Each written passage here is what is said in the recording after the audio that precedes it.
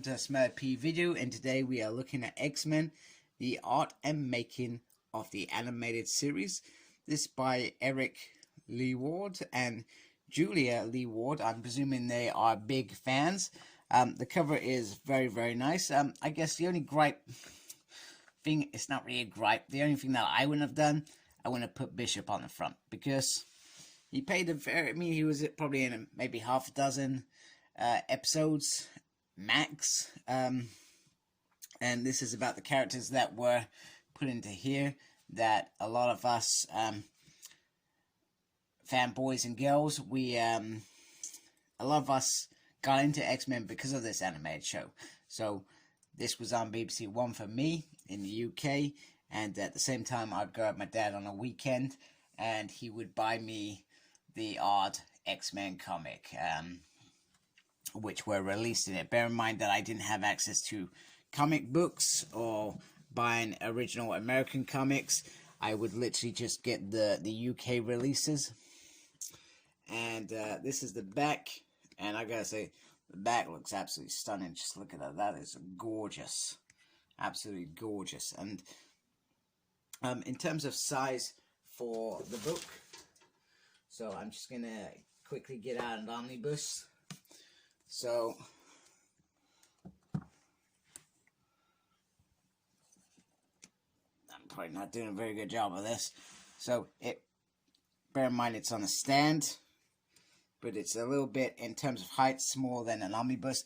However, lengthwise, I mean, you can see there's a big difference there. So let me just set that book down aside. So hence why I guess, oh my goodness, that is terrible. I am doing a bad job with this stand. So let me get this off quickly. And I'm going to just carefully put that down here.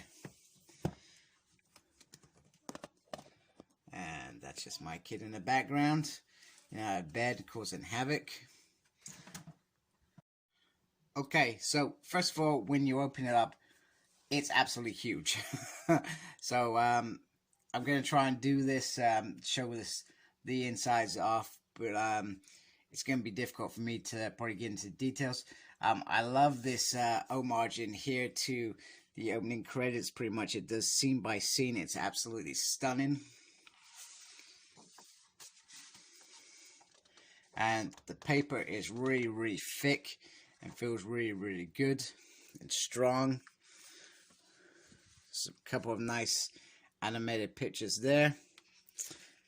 And then in here, it's a revised War Room. And then it's got Chapter 1, Season 1, or just one season.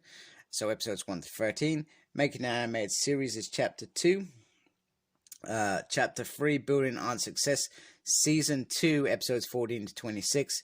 Chapter 4, The Deluge, Season 3 and 4, episodes 27 to 66. And then the last season, Season 5, episodes 67 to 76. Chapter 6, Legacy, 1966 to 2020 and beyond. So that shows you how new it is. Just trying to find the best way to do this so that you're actually glimpsing the full view. So an introduction. So this is huge. I mean, and I probably should have shown you, I guess, what it was next to the other omnibus, just so you can get a kind of view of how big it was. That did not go as planned. So on the left side, you got some concept art and I guess character designs. And then Pride of the X-Men. Wow, author's note.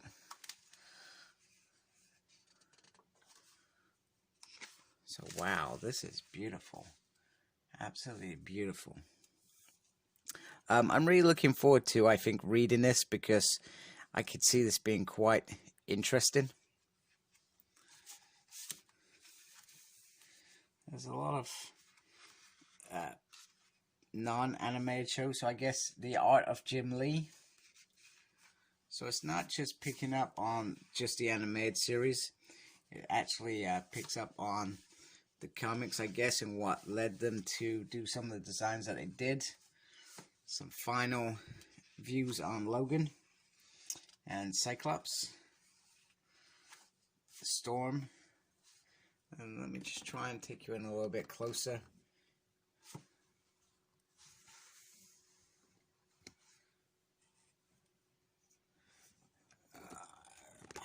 Do you know what? I'm sorry, guys. I'm going to take this off the stand because the stand is not working out very well. And I'll try not to shake my hands. That's the reason I got a stand, because my hands go all shaky. Because you're not meant to hold things for a long time. Got Beast, Jubilee, and Jean.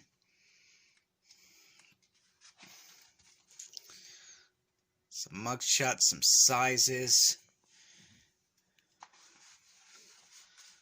So first draft, title designs.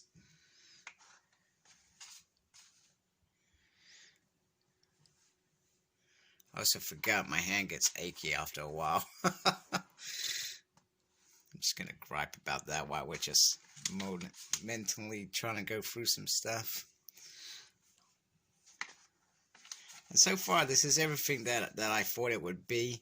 Just talking about how they get to the points that they get to. I'm struggling to turn that page now. Damn it. Sorry. There we go. Oh, there's some colors. Everybody knows the animated theme song. There it is.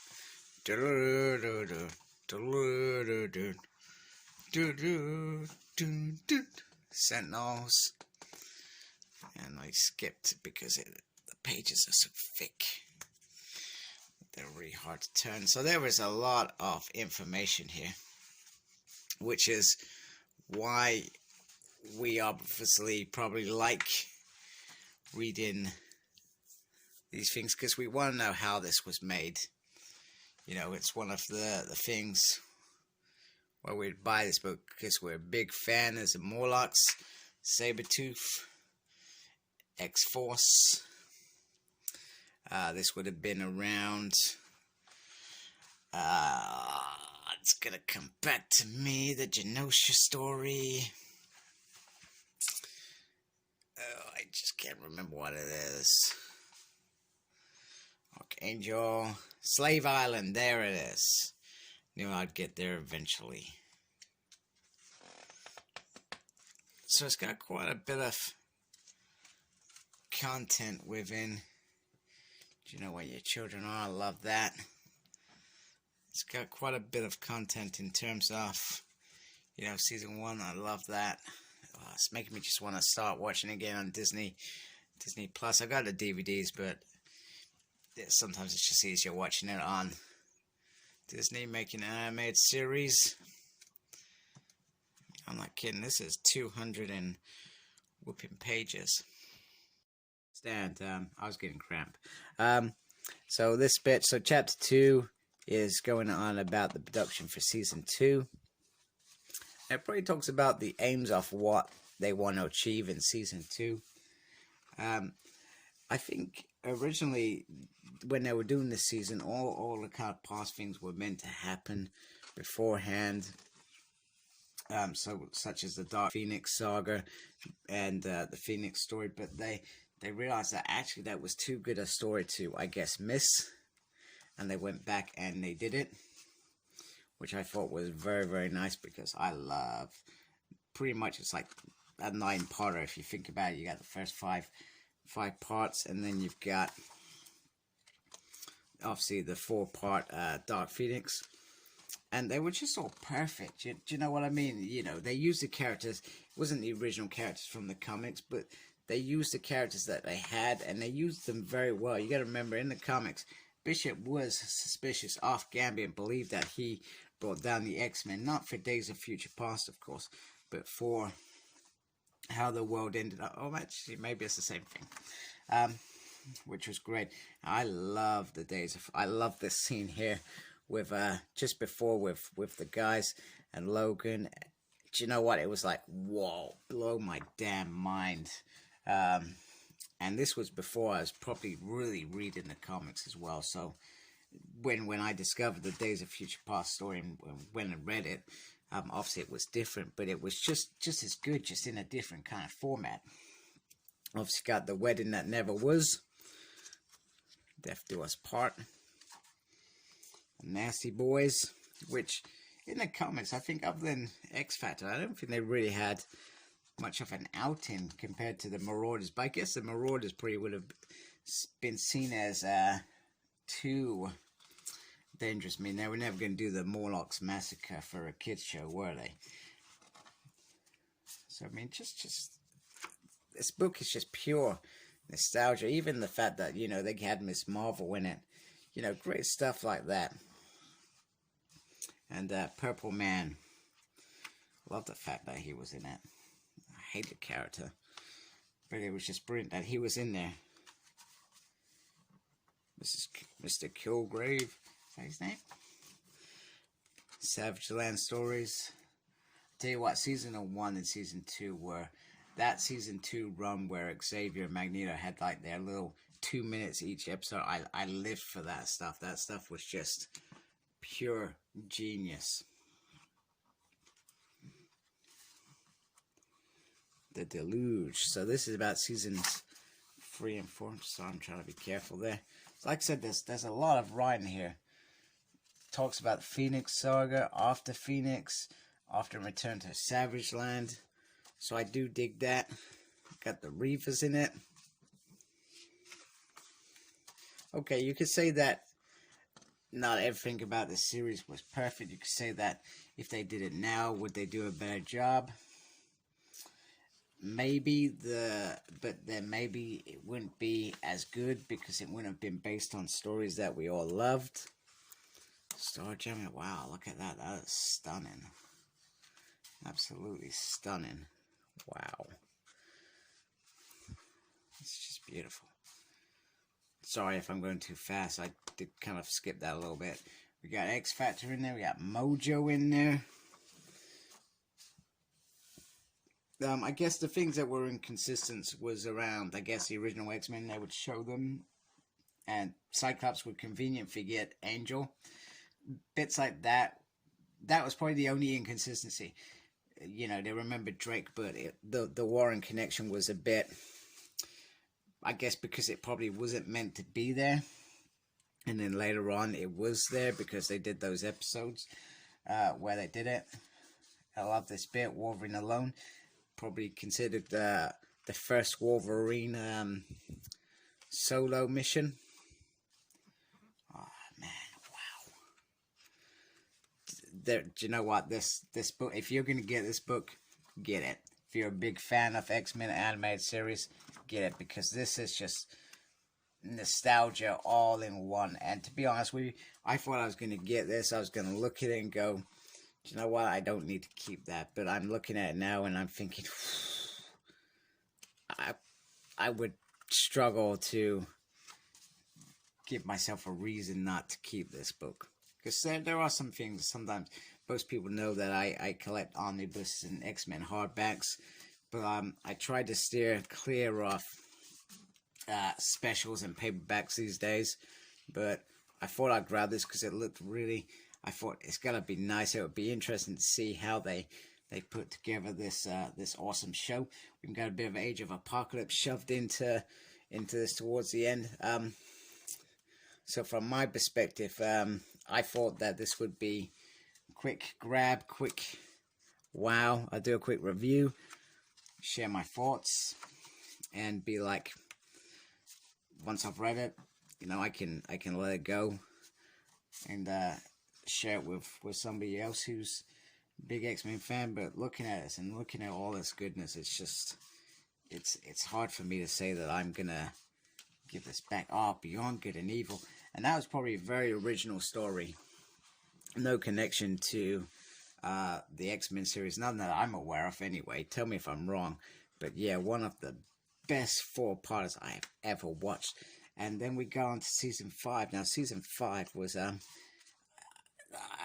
the animation changed from what I understood, and the story quality, it just wasn't there. I'm not sure whether it wasn't given enough room to breathe, and not given enough opportunity to build up to some of the good stories. I mean, Felix Covenant was a brilliant story, but sort of the last sort of 4 episodes, I think it was, just seemed to not have the same thing. Maybe they knew it was the end. You know, not that there's anything wrong with Jubilee's fairy tale. I mean, let's remember Kitty Pryde had that story once upon a time as well, so it's not like it's not real.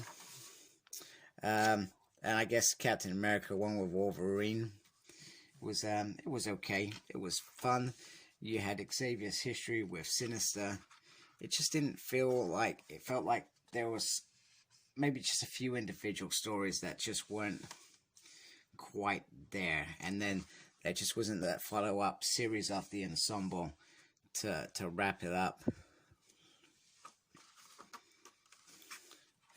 But yeah, wow, brilliant. 263, 265, Legacy. So I guess this is what happened after. They had the X-Men Avengers comics. They had figures. I used to love these figures. Back in the day, they've had these which were released last year. Marvel Legends are certainly, definitely out there. Statues. You know, there's a massive fan base out there. And, you know, everybody should have that. Oh, episode log lines. That's pretty cool. Oh, I like that. That's very awesome.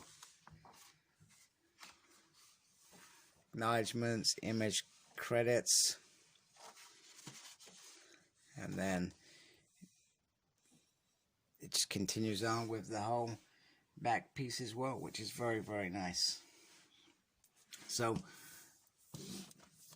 this is a sensational book, and I certainly recommend. Oh, sorry, it helps if I sort my camera out to go with where I've moved the book. Definitely worth getting, especially if you're a fan and you just want to enjoy a bit of nostalgia. This is certainly the book to get. I'm looking forward to really reading it. So thank you for watching. Like, comment, subscribe. Follow me on Facebook. My page is SmurredP. Follow me on Twitter at SmurredP. Follow me on Instagram at CyclopsSmurred. I think I said like, comment, subscribe to my channel, please. And embrace the geekiness and take care. Goodbye.